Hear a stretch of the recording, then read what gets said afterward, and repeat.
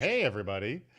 Okay, here's the story. Our topic is the Security Operations Center. So I'm going to start with you, Owen. Owen, give me some good advice about running a Security Operations Center, a SOC. Don't. Don't run it. No, this Don't, is a good don't advice. yeah, don't have a sock. Don't So have a SOC. That's don't your have a good traditional advice. sock. Correct. All right. It sounded like bad advice. Uh, Eric, give me some bad advice on running a SOC. Um, Continue to run things exactly how you're doing it today. All right. Now give me some worse advice than that, Owen. Hash every log before sending it to your SIM. Hash every log. What does that mean? Oh, so like it encrypted essentially so it can't be read. Oh, even that. There we go. That is some great bad advice. Get ready. It's Super Cyber Friday. Welcome to Super Cyber Friday. Today's topic is hacking the SOC, an hour of critical thinking about what keeps SOC employees motivated. Our guests today are Owen Hinchy, who you just heard, CEO and co-founder of Tynes, and also Eric Block. He's the Senior Director of Detection and Response over at Sprinkler. Our sponsor is Tynes. Thank you so much, Tynes, for sponsoring this very Super Cyber Friday. Okay, 7 different ways to participate. Those of you who are regulars, you know this at all. Sock it to me. By the way, I saw Valerie's quoting. Why am I blanking? Laughing. Thank you, laughing. So, 1, we have the chat room. Participate in the chat room. 2, submit your worst SOC motivation technique. I feel good that you're going to come up with some really bad ideas on how to not motivate the SOC. 3, submit how do we make it 10% better? Vote in the polls. Join us on video anytime by typing bring me on. Aaron is producing in the background, and Aaron will bring as many of you on as we can possibly handle. If you have a question or a comment anytime, just type bring me on. Ask a question. If you look at the bottom of the screen, already 2 questions are in. You can ask a question of our audience. And so click on that and chance for that. And you can also vote for your favorite question as well. All right, today's schedule. You just saw it. Good advice, bad advice, worse advice. Also, get your bad ideas in. Remember, label it bad idea. Or how do we make it 10% better? Label it 10%. Then we're going to play the game, The Public Interest. Game you like to play, we like to play. It's our newest game that we love playing. Then we'll put the poll live for the worst SOC motivation technique. And then we'll play That Totally Socks. We'll play the Department of Yes. Then poll live, vote how do we make it 10% better. And then the top 2 worst idea contenders will face off. Then our last question and final advice. And then we will do our meetup. If you have not stuck around for a meetup at the end, so at the end of the hour, we get face-to-face time with each other. It's a lot of fun. Great way to break some ice at the end of the week. So please stick around for that. Our next show will be next Friday, May 6th, Hacking Shadow Data, an hour of critical thinking about discovering and managing sensitive data in unauthorized locations. Guess what? The link to register for that is right there at the bottom of the screen. You see that little turquoise rectangle? You can click on that at any time during this event, and it will not take you out of this event. You'll still be in this event, but you can register for next week. And the reason you want to register for next week is because if you register by 5 p.m., on May 3rd, you're automatically entered in a raffle to win a CISO Series jacket, and that's with our brand new logo. So, with that being said, let's get to our discussion today. Just yesterday, I was at an event in San Jose where we were talking about motivating the SOC or why the SOC has troubles, and there were 2 guys from Palo Alto Networks there that worked in the SOC over there, and he said, I was just thinking, the classic problem of false positives, too many of them dealing with that. That's got to be the issue. But they said, oh, no, we get so many requests from the security leadership and from non-security leadership as to, are you looking into this? And then that just has a cascade of problems. So it seems like the SOC, and I'll start with you, Owen, has an endless number of issues to deal with. Yes? I think so. Yeah, I absolutely think so. Certainly long enough and distracting enough to keep them away from doing actual meaningful work.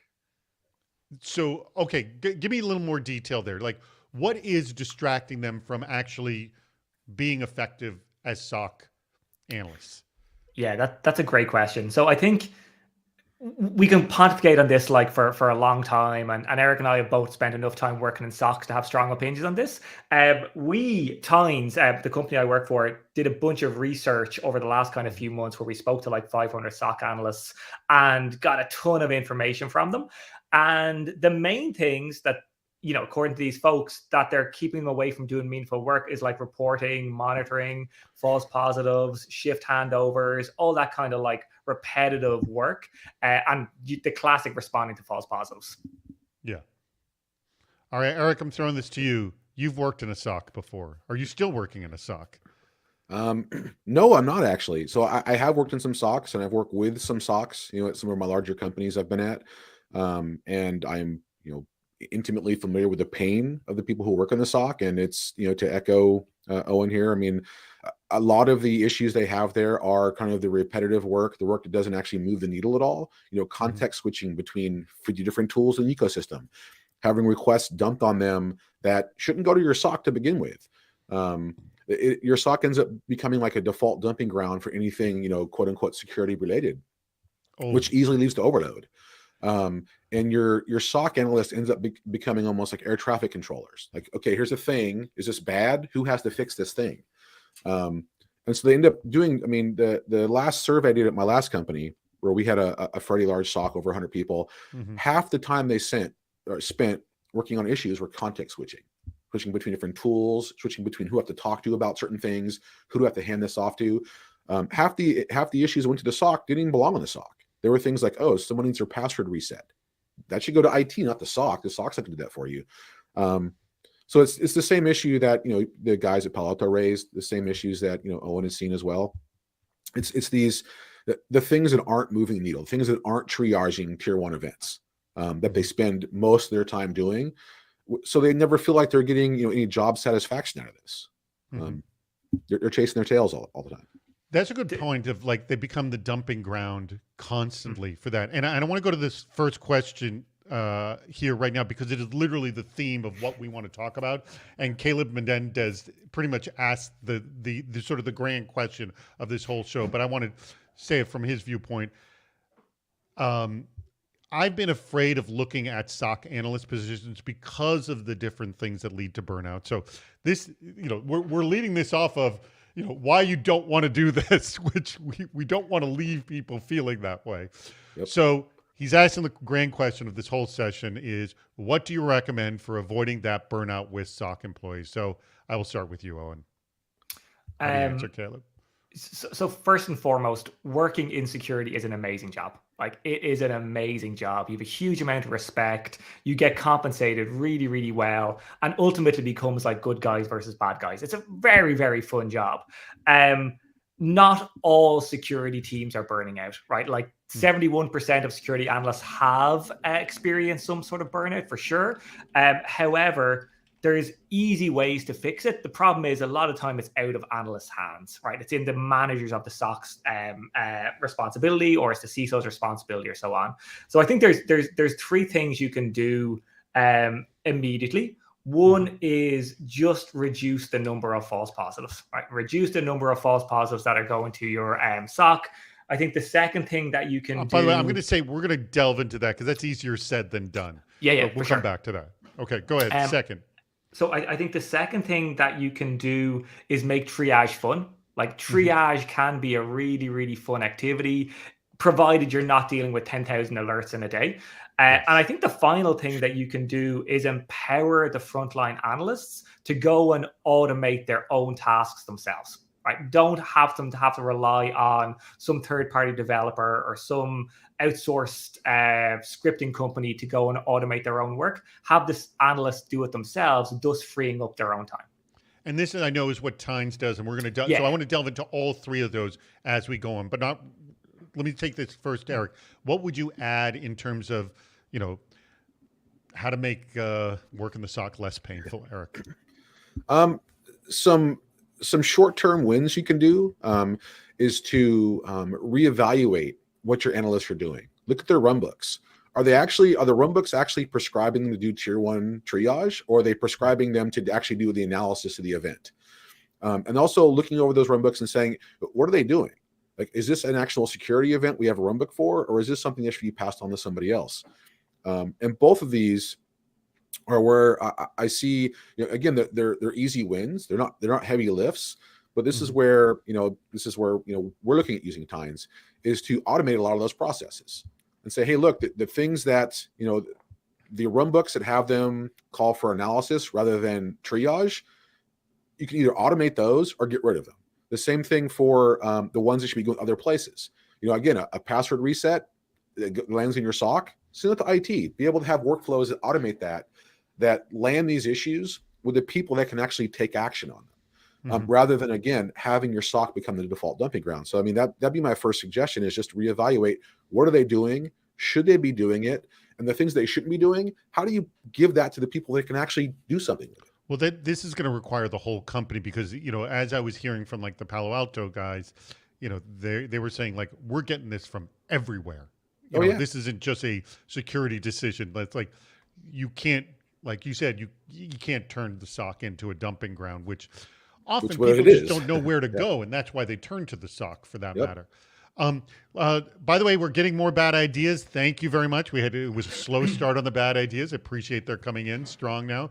Keep it up. Let me remind you, click on the link at the bottom of the screen to register for next week's Super Cyber Friday. So you got about 8.5 minutes to get your bad ideas, to get them into the poll as well. All right. I want to go back to the 3 items that you mentioned, and let's take them one at a time. We'll start with reducing false positives, and I definitely want both of your answers on this. It is always sort of, you start large and you start narrowing down, but what are some simple ways to deal with reducing the false positives? And I know it's tough, but like you said, like when you're getting thousands of alerts and 98% of them are false positives, it's really freaking tough. Yeah, so, for sure. Owen. I think this is not a new problem, is the good news. And people have come up with really good solutions for this. The challenge is that they're either not well known, or people who do know about it don't know how to implement it. So the concept of an alerting framework, I think, is really, really valuable. One that I particularly like is the Palantir one. What's it called? I think it's the ADSF. It's like Alerting Detection Strategy Framework. And the concept is, you don't turn on an alert unless you know what it's for, the context for it, the run book for it, and what are some feedback that, if it is a false positive, how you tune it. So I think part of the problem is people just turn everything up to 11 and then never go back and fix much of it. Good point. What would you add to this, Eric? I mean, that's a very similar idea that Anton Shivakin had, the famous analyst from Gartner, where he had outcome-based SIM, where it was a similar idea. Unless you know what this does and can quantify this detection, why is it there? I've heard past jobs where I'm like, hey, what's this detection rule we have here for? It hasn't ever fired. And the analyst comes back and says, well, if that ever fires, we're out of business. And I'm like, that's not a good justification. Like, no. I want to know what this does. How do we quantify this as being a detection rule we need to watch for? And reviewing a lot of those things. Having a better understanding, again, of what you're detecting and why, and actually being able to vet and verify those outcomes. When something fires off, whether it's from a SIM or a CSPM service or some AI platform, whatever it is, having a way to actually quickly understand, is this right or wrong? Or does this not even belong to me? Which again, it's, in addition to the false positives, a lot of the things landing with the SOC team are things they're not even equipped to handle to begin with. Good point. I also think there's an angle here where vendors have a responsibility to not like ship machine gun false positives. Like, there's a lot of equipment out there like that will just fire loads of false positives, and we don't do a good enough job of like holding those vendors to account to like tune their alerts and fix their algos. Good point. All right, hold on. Whoops, why is that not playing? Uh-oh. It's time to play a brand new game. It's not a brand new game, as I've said to my audience before, because we've actually played this a few times. But this is a game called Public Interest. Now, we've played it before. Audience, you can play along as well. It is very simple. Here, we're going to go to the very first question here. Whoops. Why is this not? Oh, here we go. So it's just these two options you have here. Most average monthly search queries. Is it false negative or false positive? Which do you think has looked more? We were talking a lot about false positives, but there's also false negatives. What do you think is more, Owen? Oh, it's got to be B. False positive. What do you think, Eric? I agree. And the answer is you are correct. It is B. It is false positive. All right. Next question. What gets the most average monthly search queries? Is it the Security Operations Center, just the word SOC, SOC, or C, mission control? What do you think? I'm going to go for C because I think it's a broader term. What do you think? I'd go for B. I think Going for B? SOC is googled quite often, yeah. And the correct answer is B by a whopping margin. Oh, my goodness. No, it's also possible the SOC also stands for something else that's not in our industry. Yeah, that's what I was going to say. Yeah, there's probably other meetings in there. I'm going to go hang up and like search for mission control like 24,000 times right now. All right. So we've got 2 correct for Eric and only 1 correct for Owen. And this, by the way, will play into our game that we play later. That totally sucks depending on how many you have to choose. All right, the next one. Most average monthly search queries. Is it security analyst or security engineer? A. That's a hard one. I'll go with B, just to be different. Well, guess what? You both win. They're tied, believe it or not. All right. Trick question. There you go. All right. And the very last one here. What has most monthly search queries? Is it business continuity or disaster recovery? What do you think? B. B, disaster recovery. What do you think? I'd probably say B too. And the correct answer is B. Very, very good. Excellent. All right. I'm taking this way more seriously than I probably should. I'm like putting a lot of thought into this. It's Google. It's a tough game. It is a tough game. Okay, good job, both of you. Okay, Eric, you got all 4 correct.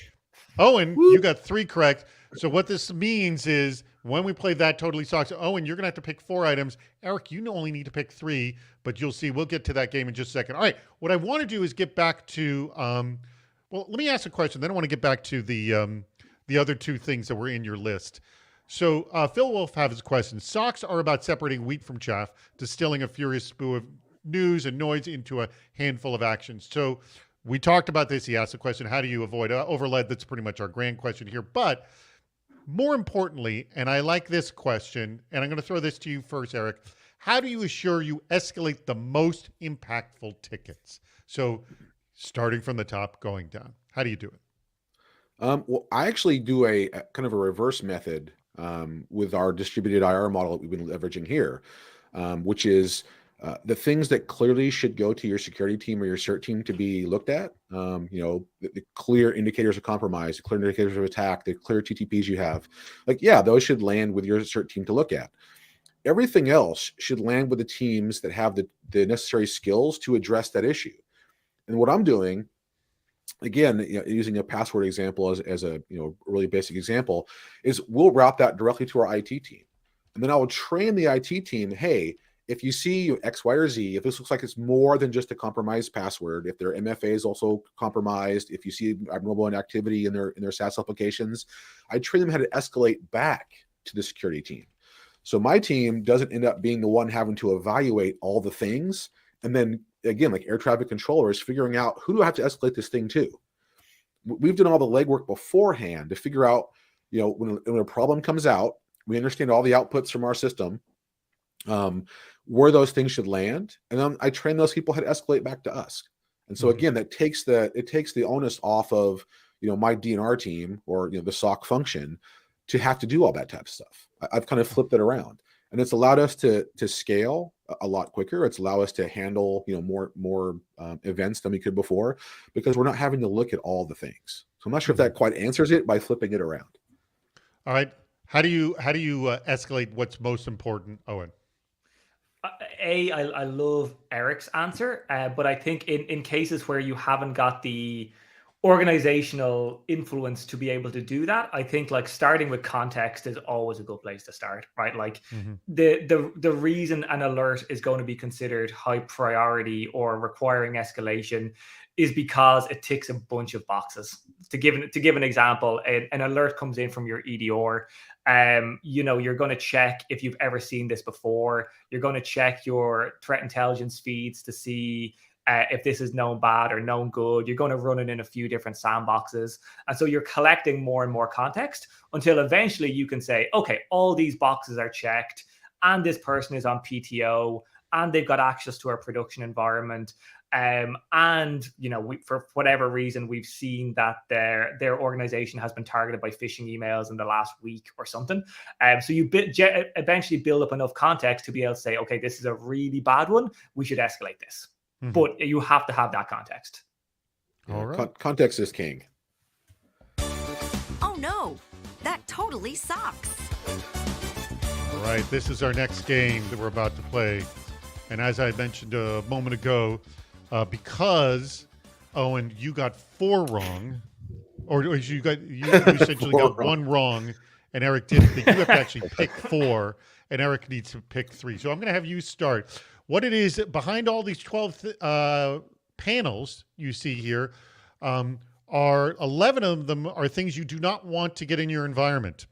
One of them is actually pretty good, and they vary in degrees of difficulty. And then, Eric, you're going to pick 3. And at the end, the audience will look at your 2 environments, depending on what you have chosen, and determine which one of the 2 of you has the worst environment. So I'm going to start with you, Owen. Pick a number 1 through 12. 5, please. We're going with 5. Whoops, actually, 5.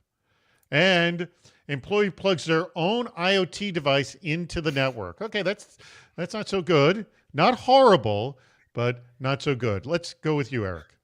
Go for 4. Goes for 4. And we have having a recovery system. Oh, you got the good one. Oh, how about that? Having a recovery system that restores in 1 hour. Wow. All right. Okay. This is fictional. Okay, this is totally fictional. Pick one. Pick a number. Give me Owen. lucky number 7, please, David. Lucky number 7. What is your? Whoops, that's not what we wanted. Oh, that's not here. Let's go back. Why did that do that? Hold on. Let's go back to that. Here we go. Lucky number 7. Send customers troubleshooting logs to a different customer. That's pretty good. That's never happened to anybody. Yeah, yeah. I'm like, you're just describing like 2014 to me here. Yeah, right. All right, Eric, pick a number. I'll go for 12. We're going for 12. Having no locks on the networking clause. Again, not so horrible. So yeah, if I'm an AWS, I mean, that's cool. Yeah, that's their problem. All right, Owen. Haven't I suffered enough? I'll do number 8, please. Number 8. Let's see what it is. Forgetting to patch critical firmware on servers. That's not a good one. You don't want that one. All right. Last one for you, Eric. But Owen, you're going to have to choose another one. Let's hope you don't. I don't think we've hit the worst one here yet. Yeah, hold my beer. I'll go for 1. Goes for 1. Leaving a port open to print to printer. Not so bad. I think you did pretty well man. here. Yeah, Eric. I lucked out here. Owen, pick one of the last numbers. I'll take number 3, please. Number 3. No risk strategy whatsoever. Okay. Fantastic. Right. So everyone who is blue, all the ones that are blue, that is Owen. All the ones that are red, that is Eric. We're going to keep this board up here. We're going to actually keep chatting in our little small boxes down here because we're going to put up a poll here for, I think we also picked up the bad idea poll. My apologies. I forgot that. Yes, we have the bad idea poll is up. My apologies. I didn't mention that. Bad idea poll is up. Now, Aaron, would you put up the poll, Eric and Owen, and we have to determine who has the worst environment. So if you scroll down, go click on polls and scroll to the bottom, you will see that totally sucks poll of Eric and Owen. So let's leave that up just for a few minutes because I want everybody to vote on that and we'll determine who has the worst environment. I think Owen, I don't know if you're Even I winning want to or vote for losing Eric here. but Yeah. being that you really have a crappy environment, I think you're going to quote lose/win here, whatever it is. They're piling up now. You already got 10 votes, 12. All right. Yep. By the way, has anyone put a 10% better, the audience yet? Get the 10% in. I don't know if we have any of those in yet. So we need 10% better tips. By the way, both Eric and Owen have offered great 10% tips. So please get those in right now. We're going to be playing our Department of Yes game fairly soon in about 5 minutes. But let's get back. I want to get back to items number 2 and 3 on your list. I remember the third one was automating because that's what you guys do. What was number 2? I forget, Owen, of your list of how to improve the SOC. Oh, that's a great question. Was it? I don't remember. I don't remember what my Let's second... just jump number 3. That's what you guys Yeah. do. Let's talk about what Tynes does in terms of, and as I understand, you have a solution, and I'm going to turn off this board because everyone is seeing this already. Make sure you go vote on the poll. I'm turning off the board. We've seen it enough. It's bad for you, Owen. Make it stop. Make it stop. Yeah. Make it stop. He doesn't even want to look anymore. But remember, vote for Owen or Eric on that, and also vote for the best bad idea as well, because we're going to be playing that game very shortly. All right.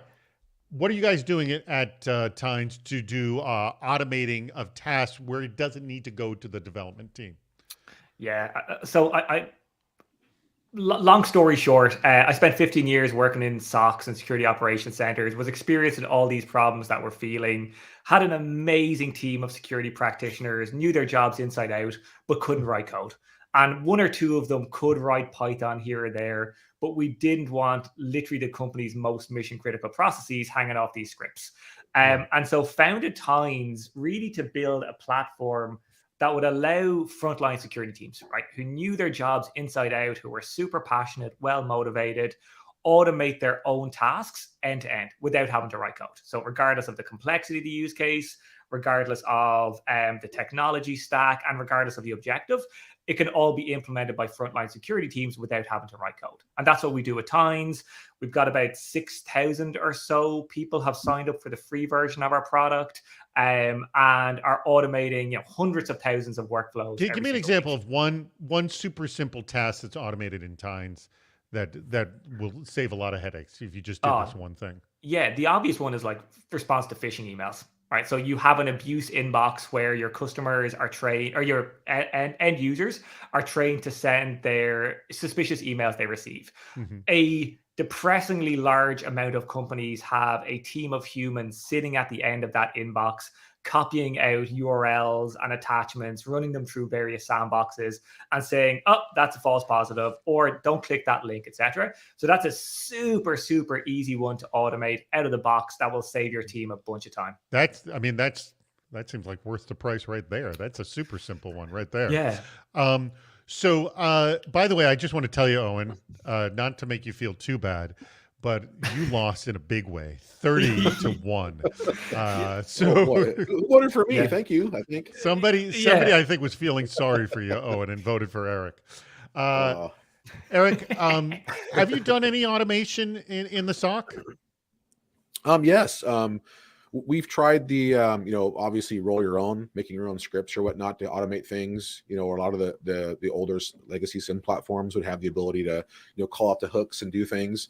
That's kind of where it started. We tried with the first generation of SOAR platforms that were out there, but again, they required you to code. And again, we had the same issue where, do we want to task our security people that are already hard to find, they're already overworked with writing more code? Do we want to hire some more developers in house? Is this even worth it? All the trouble we're going through. So this is what caused us to land on Tynes as well. When my guys went through and they were able to write runbooks in just a couple of hours and have use cases knocked out. I mean, my guys were super impressed with this, and we saw this moving the needle. We saw this accelerating the programs we're doing today with some of the other tooling that Tynes already had out of the box integrations with. So I mean, yeah, I'm a fan. All right. Do you know what's really interesting? Just to tag onto that, I mentioned our SOC survey, which you can download from our website for free, no sign up or nothing. The top skill that security analysts felt they needed to be successful was scripting, which I find absolutely depressing, right? that should not be the number one skill that security analysts feel they need, right? Like it shouldn't be the case. It's not what we force like NOC people to do or SREs to do. Is it helpful to know how to script? Absolutely, but it shouldn't be the number one task that these people think they need. All right, hold on. This just came in. Hello, welcome to the Department of Yes, where no request is ever rejected. All right, so these are the winning bad ideas, and I'm gonna one got a lot of votes, but I don't think it's bad enough, to tell you the honest truth. It's silly enough. I will read it. Nobody in the SOC can wear socks, keeps them ready to react. Cute, but it's really not. I voted for that. All right. But here we go. Here's a bad idea, and I'm going to start with you, Eric. You have to give me the reason why you want to do this stupid idea. Again, you were working at the Department of Yes. Person said, not original, but worth sharing. I still like it. Open all your ports. It will look like a honeypot, and the bad actors will ignore you. What do you think? Is this a good? Why do you want to do this? Yeah, it sounds like an awesome idea. I mean, especially if you could change your domain names to be like, honeypot1.yourcompanyname.com or something like that. Like, you could totally spin this and security through not even obscurity. It's security through here I am. I'm daring you to come after me. This is awesome. I should try this at where I work. I like that. All right, Owen, why do you want to do this? Think how much developer productivity will go through the roof. No tickets around opening ports, no tunneling. Nobody's going to run ngrok in your environment. Productivity is going to skyrocket. All right. Engineering will love that. I like these answers. All right. I'm going to pick one that only got a couple of votes. I like this one. Oh, by the way, who had that one? Who had that last one? Speak up if that was you. So here's one. Use the number of tickets, and I'm going to start with you, Owen. Use the number of tickets investigated and closed as the basis of your analyst's salary. Why is that a good idea? No, why is it? Yes, well, your Department of Yes. Why are you going to actually do this? It's a bad idea, but you're working for the Department of Yes, so you actually have to do this. Why do you want to do it? I really want to pay my SOC analysts per ticket because it'll mean every single ticket is eyeballed. But it has to be investigated and dealt with. So you're dealing with a volume situation. They want to go with volume. Yeah. So the reason I want... You're struggling with this one. I'm sorry. I'm taking this to Eric. Eric, how are you going to do this? No way that's a good idea.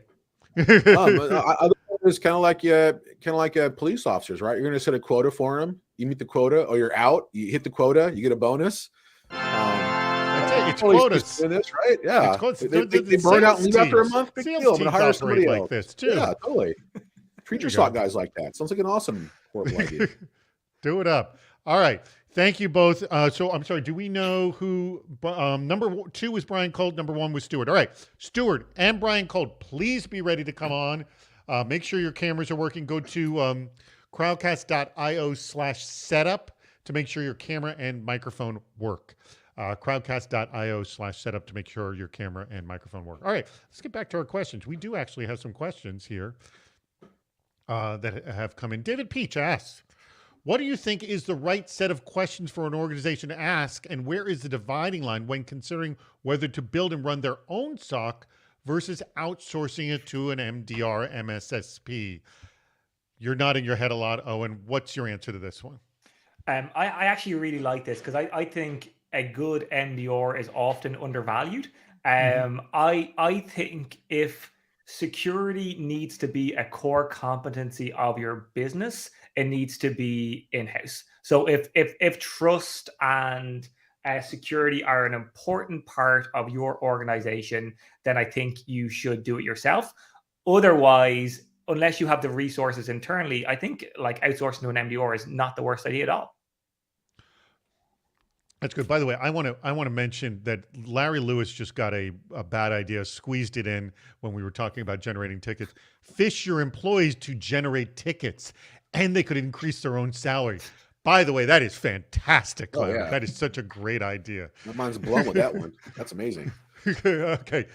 So Wow. your advice on when to jump to an MDR MSSP, Eric? Similar answer. I mean, it depends on the size, scale, and scope of your security team in your company. If you're a tiny team with 4 or 5 guys, you probably can't do that. You're going to look to outsource it. If you are a huge mega company where you have hundreds of thousands of people on your team, okay, it's probably better to do it in house. It also depends on your environments as well. If you are legacy data center environment where you have your own servers and racks and whatnot, it probably makes more sense to do it in house versus if you are a cloud company when you're 100% cloud, where those types of events coming out of the cloud are more known, more standardized on, then it make it easier to pass off to an MSSP or an MDR, or that you can work back and forth with each other. So, all very good points. Let me remind everybody that there is a link at the bottom of the screen to register for next Friday's chat. Remember, if you register early, there's a lot of talk about the jackets, you're automatically entered into a raffle to win. And trust me, there is a winner every week. I don't promote the winner at all, and I should start doing that. I'm going to promote the winner. All right. So this question comes in from Paul. So we are starting to hear more about the concept of cyber fusion centers, that coming together of traditional SOC capability, threat intelligence, and threat hunter cells, and business operations to drive real agility in SecOps. Where do you stand on this as a concept, and when would an organization be ready for such a step? So this is kind of the complete opposite of David Peach's question. So example, he says, what is a good definition of a SOC maturity roadmap? What are the enablers, pros and cons? Sorry, long question. But no, this is a great question. It's the SOC maturity roadmap question is seriously what it is to come to I would assume, the sort of final level of cyber fusion center. Oh, and you're nodding your head. What's your thoughts on this?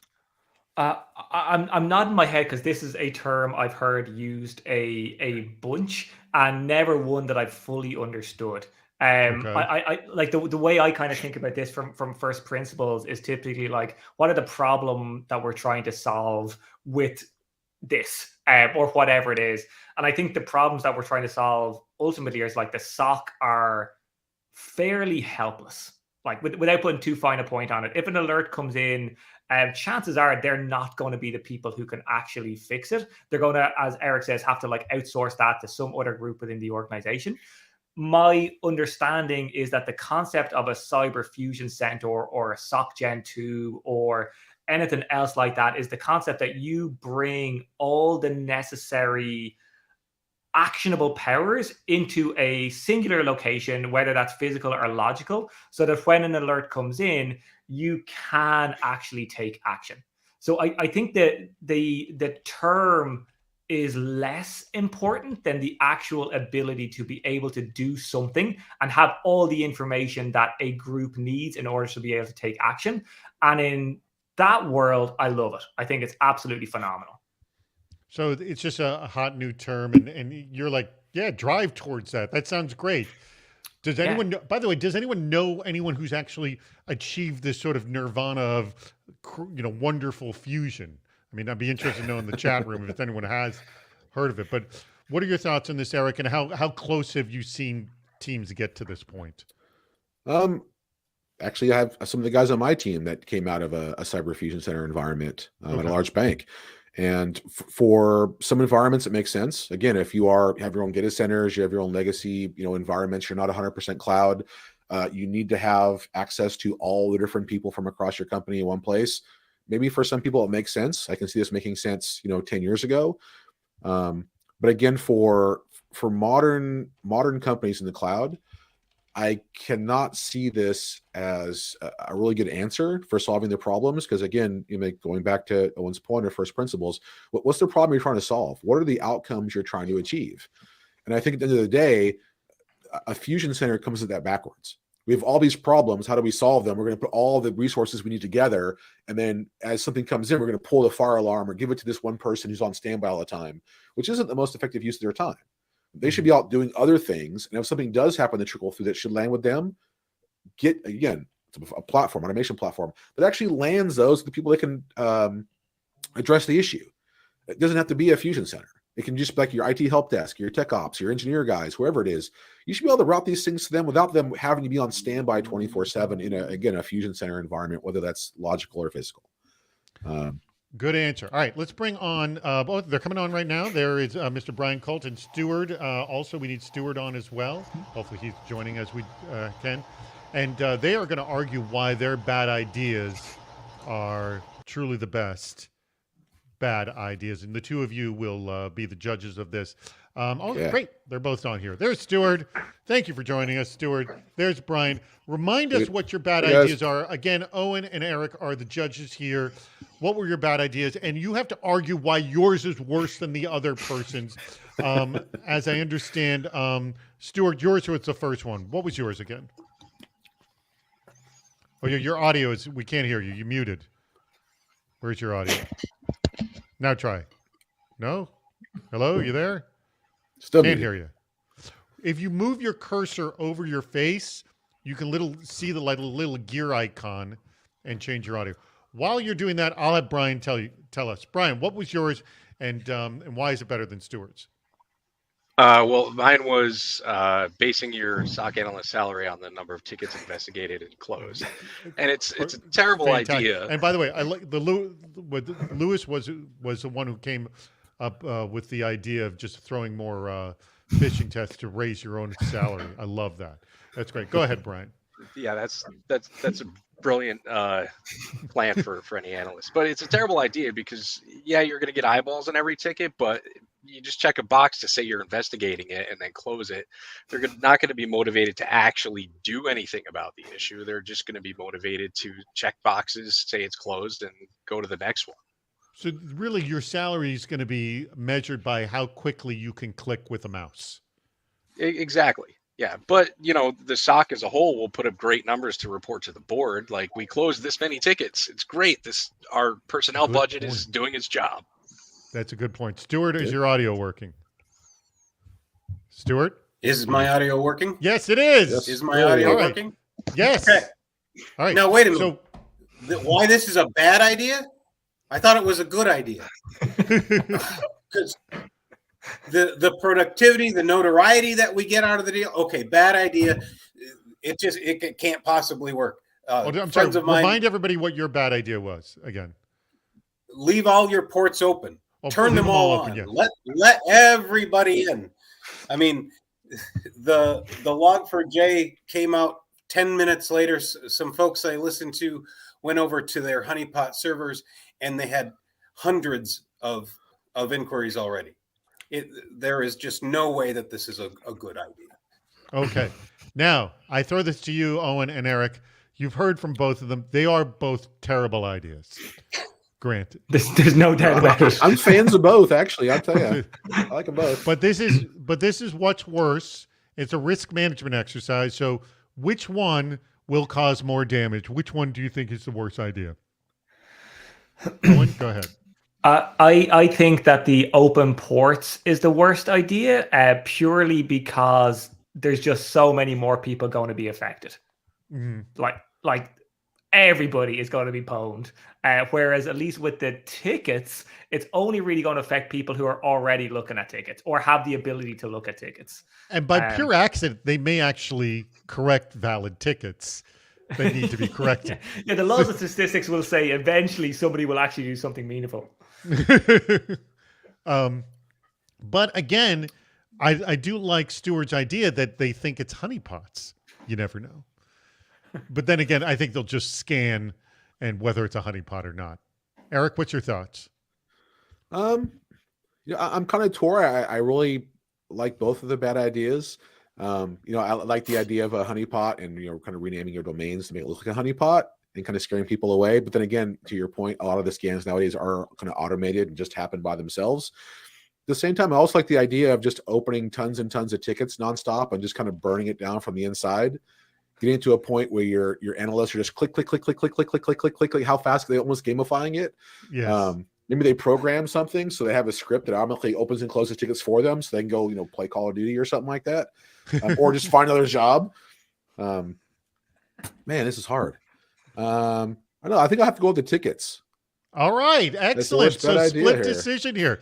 Stewart, Brian, excellent job, both of you, with your horrible ideas because they are dreadful.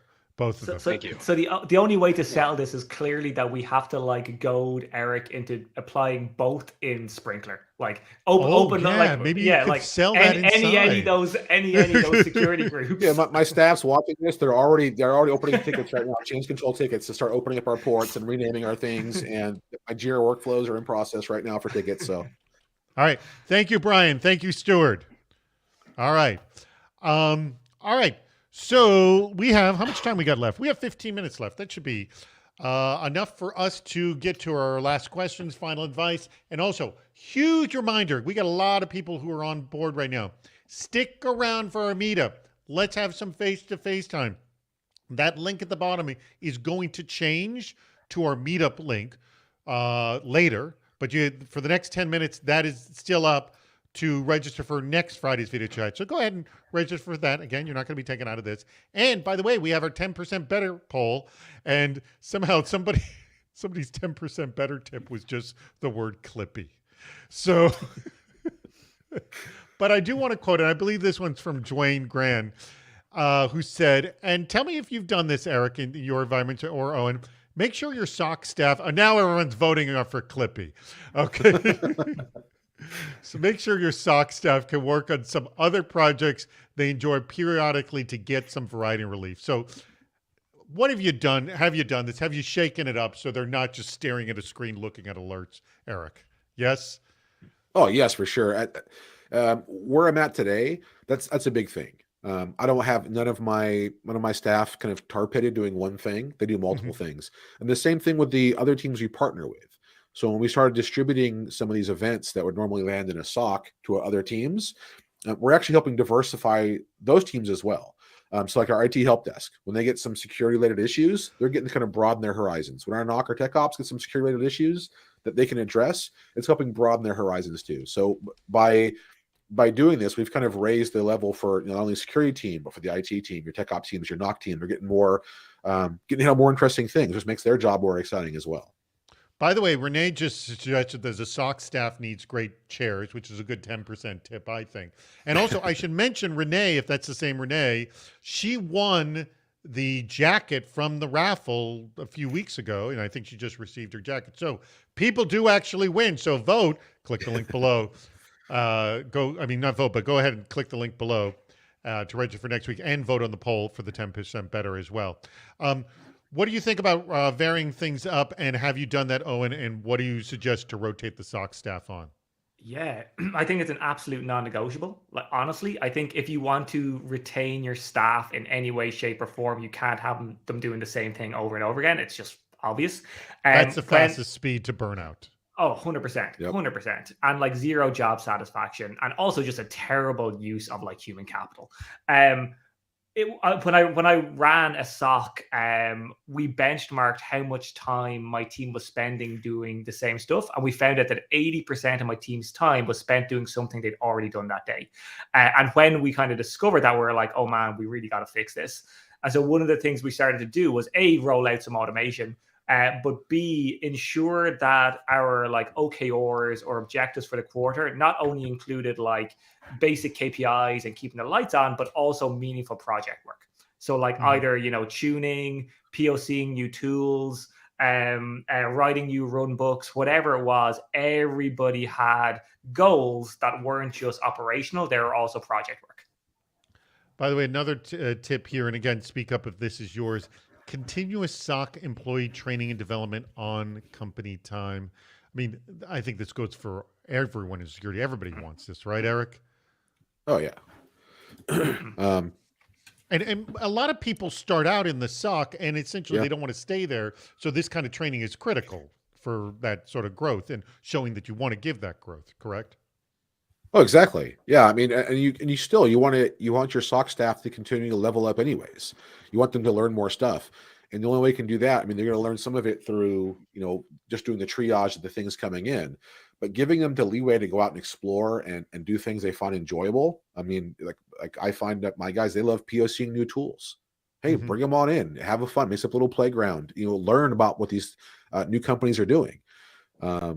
It seems to be good motivation. It breaks them out of the kind of the routines of every day of a lot of the repetitive things they're doing. By the way, Brian Colt said that last one was his, so thank you very much, Brian. What about training? Owen, Yeah, go ahead. I think so I'm CEO of a company now, so obviously this is like a really important topic of me, not just now as like as a former security manager, but like why are we employing people? Like why do we pay people to be in a company? And the reason is for their opinion, right? The reason we're paying people is we're paying them for their opinions. And you want those opinions to improve over time. And the way you improve those opinions over time is through exposure to new information, whether that's through training, knowledge, conferences, certificates, whatever it is. But the idea of not doing it is so detrimental to the ultimate success of your company. It's suicide. It comes down to the people managers caring about their people. That should be your first and foremost, priority as a leader. It shouldn't be to, make your SOC more efficient. It's how can I help my people level up? How can I help them achieve their goals? Because they'll figure out everything else. So very huge good proponent point. of that. Very good point. All right. I'm going to wrap up the show, and then I'm going to get final comments from both of you. So hold tight for just a second as I wrap up today's show. And if you've not clicked the link below, click it right this second because it's going to change in just a moment. I want to thank our sponsor. That's Owen's company, Tynes. Thank you so much for sponsoring this Super Cyber Friday event. And guess what? Starting in 90 minutes from now, or a few more than like 99 minutes from now, at 3:30 p.m. Eastern, 12:30 p.m. Pacific, Cybersecurity Headlines Week in Review. And our guest is going to be Hadass Kasorla, who's the CISO over at M1. We had her on the other podcast. She was phenomenal. And that is actually not here. It's on the CISO Series LinkedIn page.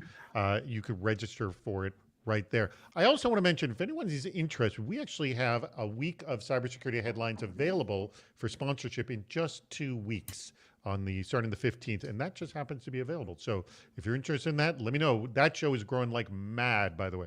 It's grown like 7-8 fold since we launched it a year and like 8 months ago. Wow. Stick around for our meetup right there. Oh, go ahead, change the link, Aaron, at the bottom of the screen. Right there. He's changed it. You can do that right now. Click on that link right now. That's going to get you into this other platform called Toucan. For you two guys, don't click on it because it's going to conflict with your camera right now. But when this all stops, you'll click on that link. Do that. Tell your friends to join us every Friday. We do this at 1 p.m. Eastern, 10 a.m. Pacific, except when we take a break like we did the last 2 weeks. And if you want to sponsor CISO Super Cyber Friday, just email me at david@cisoseries.com. Or if you're interested in cybersecurity headlines, you can email me there as well. Whoops, so that's not what I wanted to show. That's it. Hold on. Let me go. The Tragic Quadrant, that was a game that we were playing before. The Tragic Quadrant. The Tragic Quadrant, yes. The name of the problem is we had a better title than we did actually the game. The game was no good. All right. So we are just about 6-7 minutes away. I'll give you a couple of minutes to wrap up. Final thoughts, final ideas, and pleas to the audience. I'll start with you, Owen. Final thoughts on this topic, and if you have an offer with Tynes or how people get in contact with you. Also, both of you will ask you if you're hiring too, and if you are, like people listening, definitely come to the meetup. Click the link at the bottom to get a chance to talk to Owen and Eric. Okay, Owen, you first. So final thoughts. There's a better way. There's many better ways than the way we're currently doing it. Security is an incredible job. You get exposed to cutting edge technology. You get to work with fun, smart people. As security leaders, we have a responsibility to make security analysts on the SOC better. And I hope that we do. One of the ways you can do that, cue to Tynes, is using Tynes. So Tynes.com, we have a free community edition version of the product, fully featured, free, fully accessible, no credit card required. There's about 6,000 companies using it today. Sign up at Tynes.com. Very good tip. And you are hiring, yes? Right across the stack. Yep, absolutely. Very good. All right. Now, Eric. Final thoughts. Your final thoughts on this topic, and are you hiring? Final thoughts. I totally agree with Owen here. This is why we're on the same page. That there are better ways to do this, especially as more companies move to the cloud. as outcomes become more well known, they're not a mystery anymore. Like there is far better ways to do this. I've written some blogs on my LinkedIn page that kind of describe the model we're using at Sprinkler today. Utilizing Tines and Lacework and some other companies that are kind of cutting edge in this area. We're trying to get away from the whole legacy SIM. Give me an idea of like. I want to hear from both of you because you've dealt with it before. Like a badly run SOC to a well-run SOC, what is the transformation you're seeing, and why is that so critical of spend your time understanding that? Eric, I'll let you answer first, and then Owen. Sure. A lot of the change you have to make is cultural.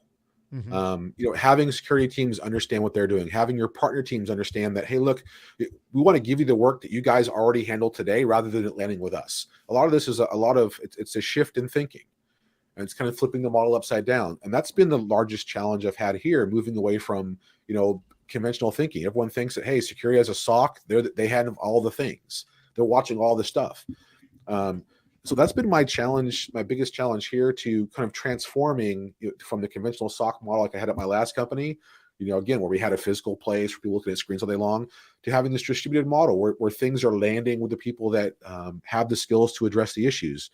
The technology part, again, like there are vendors that are doing this today. They're not hard to find. They're already on that bleeding edge. The internal mind shift, I think, was the hardest thing for me. Mm-hmm. All right. I'm throwing this to you, Owen. Sorry, before I go back to you, I'm sorry, are you hiring, Eric? We are. Our company's hiring across the GRC, production security, security enablement. So yeah, we have tons of jobs open already. Sprinkler.com. Yes, by the way, Imani, yes, this is recorded at the very same link that you see this. You can literally 2 minutes after this is done, you can watch the entire recording of this whole thing. So at the very same link. All right, Owen, your final thoughts here regarding like a badly run SOC versus a well-run SOC. Like, what is the transformational difference that the whole company sees? Yeah, and why it's worth it to do this? Yeah, I think, Eric hit the nail on the head. I'll say it another way.